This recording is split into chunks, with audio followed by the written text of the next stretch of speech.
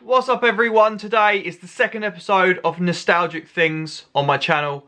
Today we're looking at Masters of the Universe. And the Masters of the Universe.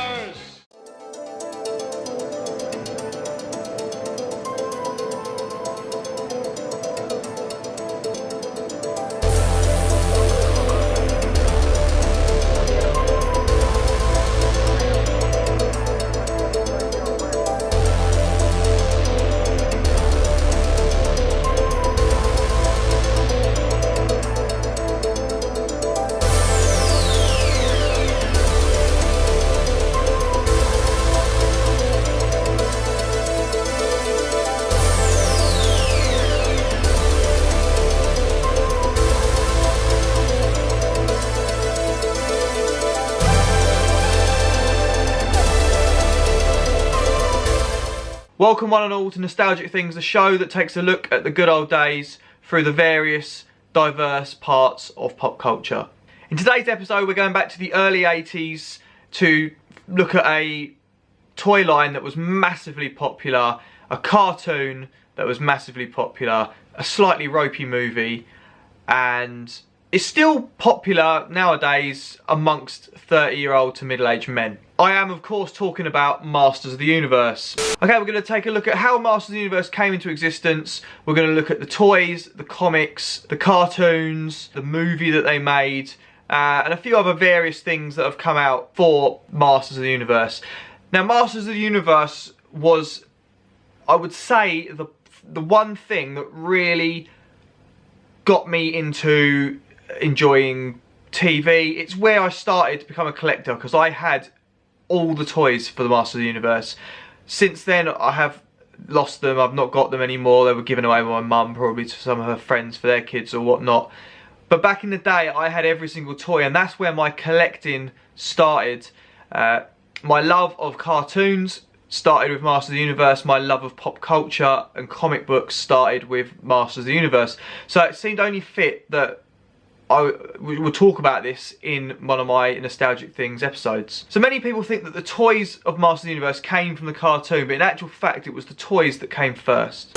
The origins of Masters of the Universe toys can in fact be traced back to 1976, when Mattel's then CEO Ray Wagner turned down a request to produce a toy line of action figures based on the characters from George Lucas's film Star Wars.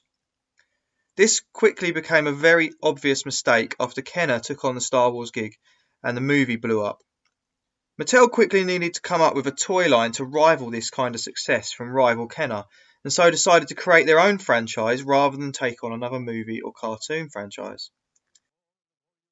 Roger Sweet proclaims that he came up with the idea of He-Man after taking a big Jim figure, one of Mattel's other toys, putting it in a battle action pose and added lots of clay to boost his muscles on the body to make his barbarian style character prototype.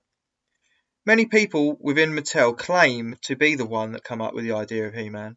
To pitch the toy line to retailers, firstly mini comics told the lore of Masters of the Universe.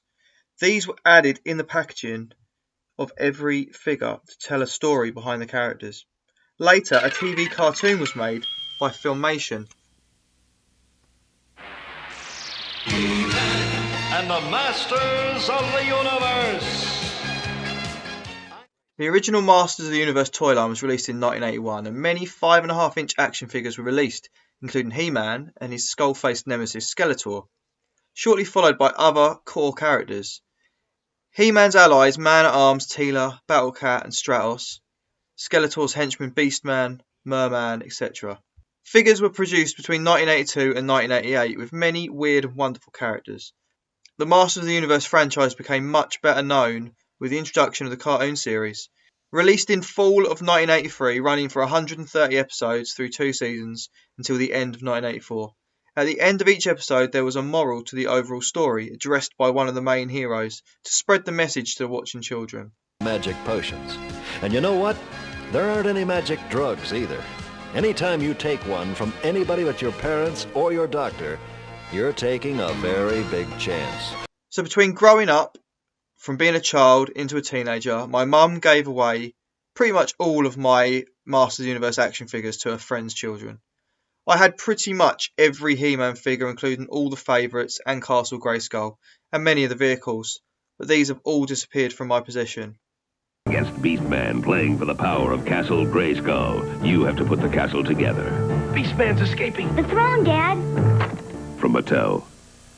Okay, so after losing all my He-Man toys through moving or being given away or whatnot, I found a need to try and get some Masters of the Universe stuff amongst all the other things I collect, like Funko Pops and stuff. So I have got a couple of action figures to show you. Okay, so the first one is an actual reproduction of the original Masters of the Universe figures, and it is a Battle Armor He-Man. So I've got that here. The packaging is exactly the same as it was back in the 80s. It's not from the 80s, it is a reproduction, but this goes for quite a good money as well. It's not even original in box, and it goes for good money. The packaging is completely reproduced. It's the Battle Armor He-Man figure. I did have this one growing up. In there you've got the mini comic as well in the box, which is pretty awesome. And on the back you've got the same stuff on the back that you would have had before, Merman fighting He-Man there. And you've got all the stuff on there, so let's go in for a closer look.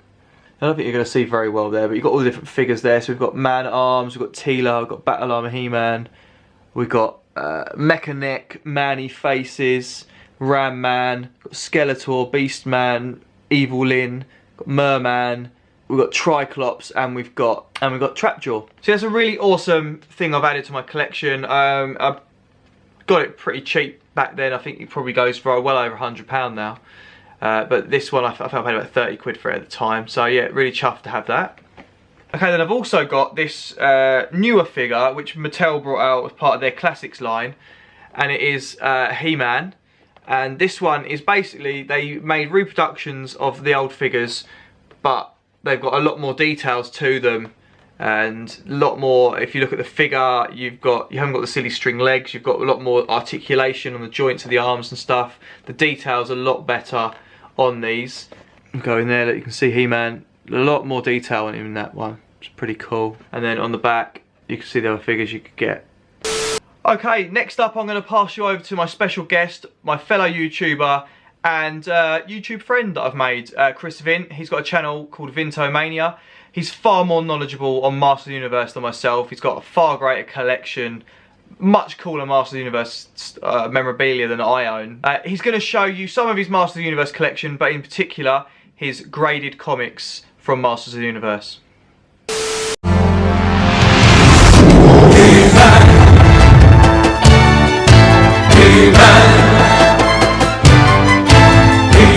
First of all, thanks to Andy for allowing me time to talk about something near and dear to my heart, because it's kind of on my chest, which is He-Man, the Master of the Universe. If you don't know who I am, my name is Chris Vintomania, and I used to do a podcast years ago called Master of the Universe Chronicles, which was all based to do with He-Man. You can't really see, but there's an animation cell beside me there, and then there's some art that I had commissioned there for it. If you go to type in Operation Retroshock on your podcast feed, you'll find that a lot of the older episodes have been re-uploaded. There are some interviews with people who have, if you've watched like the Toys That Made Us, like Roger Sweet and a couple of the people there that were in to do with animations, things like that. So obviously we would have, I'm talking about one thing in particular, but I just want to show you a couple of things. So obviously, you know, you had the 80s toys, and then Master of the Universe Classics then came out, which give you like an updated look of the toys. Obviously for many of us kids in the 80s, you had the Ladybird books, and then you had, like, you know, the graphic novels of the 2002 stuff. You obviously had the comics. This is unpublished one that James E. Tuck had done, and obviously then you would have, say, the mini comic book, which is all the mini comics that came with the figures as well. So there's, and obviously you can get like the likes of t-shirts like Truffle Shuffle and things like that. But what I wanted to show you is behind me you'll see graded books.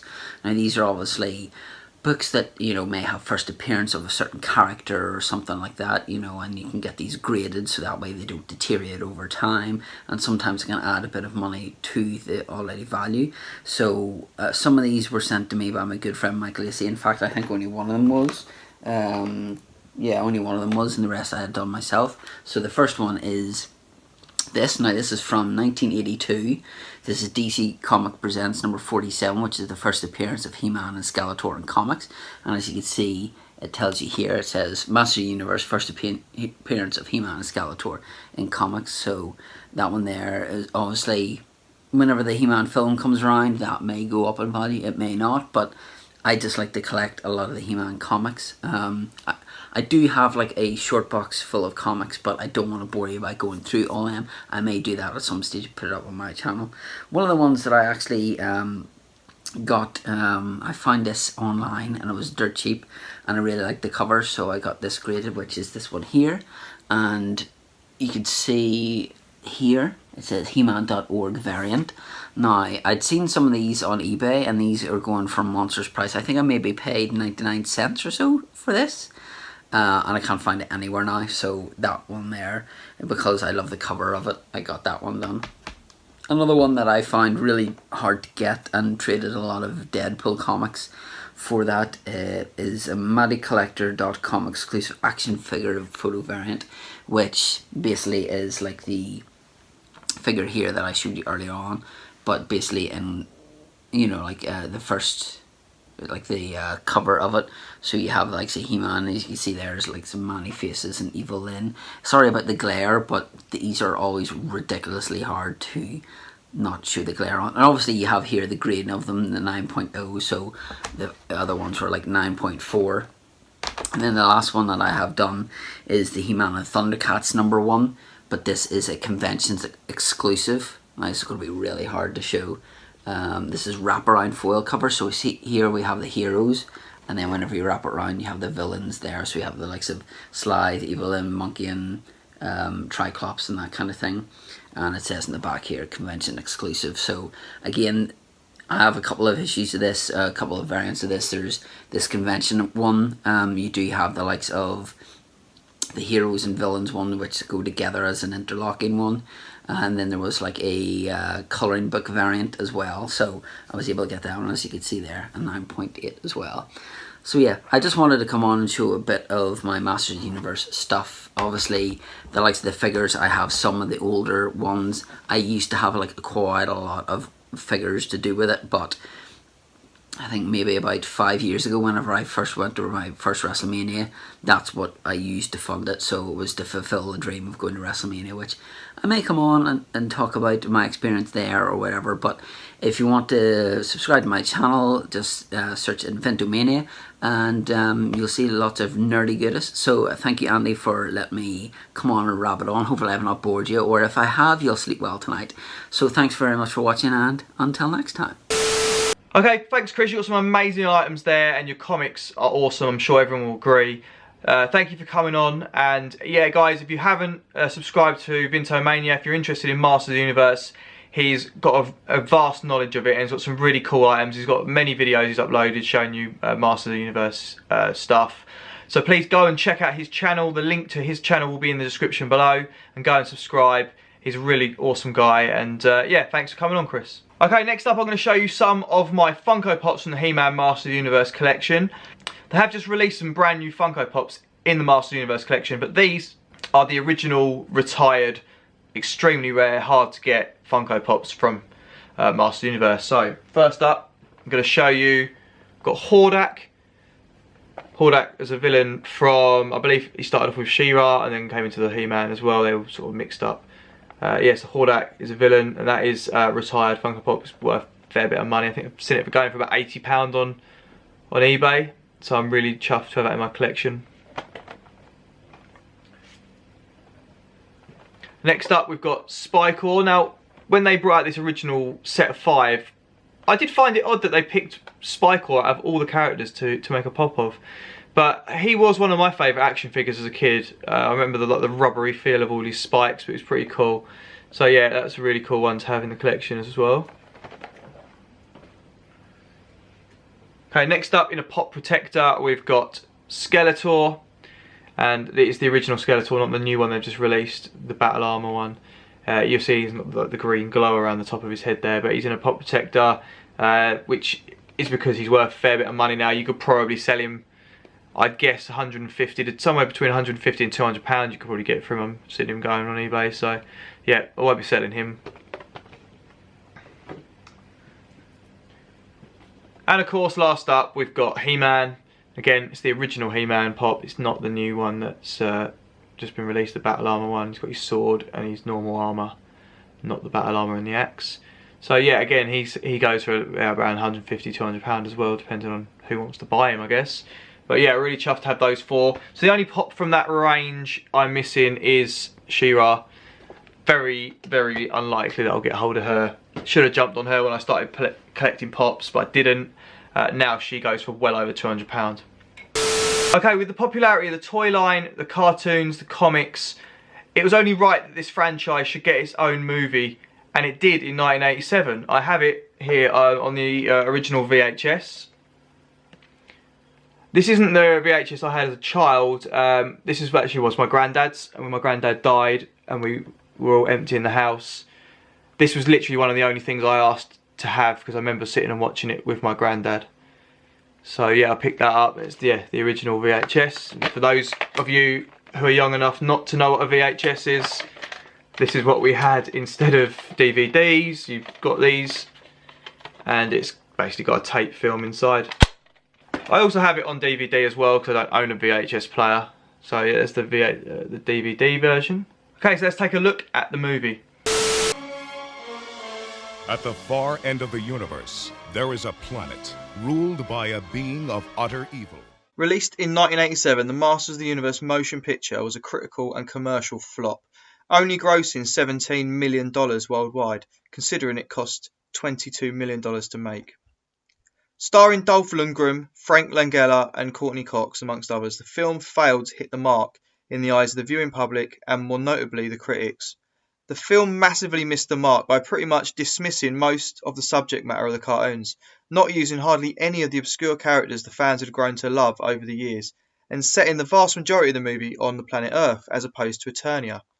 Of all the weird and wonderful characters at their disposal, like Stratos, Mossman, Trapjaw and Orko, to name a few, they only used He-Man, Skeletor, Man-at-Arms, Teela, Beastman and the Sorceress, opting instead to create some new characters, especially for the film, like Gwildor, Blade and Karg. Contrary to all its failings, this movie holds a special place in my heart. Sure, I'd rather have watched a film closer to that of the cartoon, with Battle Cat and more of the characters that I loved, and have it set entirely on Eternia. But this was the first movie my dad ever took me and my brother to see at the cinema, and is still one of my fondest memories from my childhood to this day. Yes, the film's a mess, but I love it, and it has built a cult following over the years of 80s kids now grown up who love it for the nostalgia that it holds to them. Okay, thank you for watching episode 2 of Nostalgic Things. I hope you've enjoyed it. You might have learnt something. Thanks again to Chris Vint for coming on and sharing some of his stuff with us and his knowledge. And make sure you go and sub his channel Vintomania while you're at it. Okay, so I'm going to pass you over to Ryden for his word and dinosaur of this episode. Today's episode is brought to you by a word. Marvels. Just like He-Man, Teacher Joe.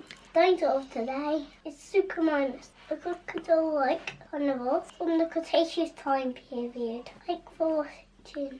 Okay guys, yeah, thanks for watching. If you have enjoyed this video, please give it a like, give it a big thumbs up. Leave some comments in the comment section below about anything related to Masters of the Universe, anything that you remember, any nostalgic memories you have of this franchise.